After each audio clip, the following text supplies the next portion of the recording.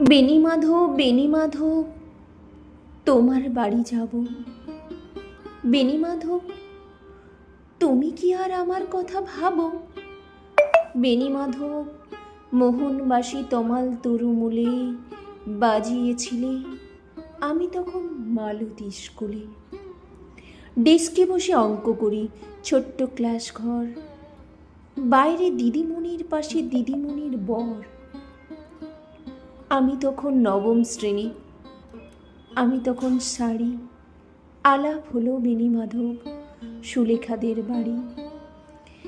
বেণীমাধব, বেণীমাধব, লেখাপড়ায় ভালো, শহর থেকে বেড়াতে এলে আমার রং কালো, তোমায় দেখে এক দৌড়ে পালিয়ে গেছি ঘরে। বেণীমাধব, আমার বাবা দোকানে কাজ করে, কুঞ্জে অলি গুঞ্জে তবু ফুটেছে মঞ্জুরি, সন্ধেবেলা পড়তে বসে অঙ্কে ভুল করি। আমি তখন নবম শ্রেণী, আমি তখন 16। ব্রিজের ধারে বেণীমাধব লুকিয়ে দেখা হলো। বেণীমাধব, বেণীমাধব, এতদিনের পরে সত্যি বলো, সেসব কথা এখনো মনে পড়ে? সেসব কথা বলেছ তুমি তোমার প্রেমিকাকে? আমি কেবল একটি দিন তোমার পাশে তাকে দেখেছিলাম আলোর নিচে, অপূর্ব সে আলো।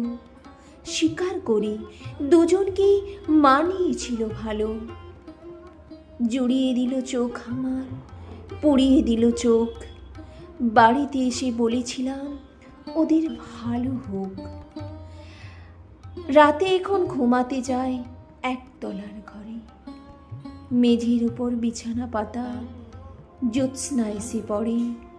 আমার পরে জীবন ছিল চোরাপথের বাঁকে মিলিয়ে গেছে।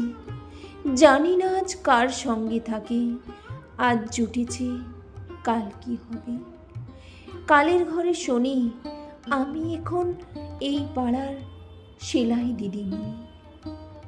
তবু আগুন, বেণীমাধব, আগুন জ্বলে কই। কেমন হবে আমিও যদি নষ্ট মেয়ে হই?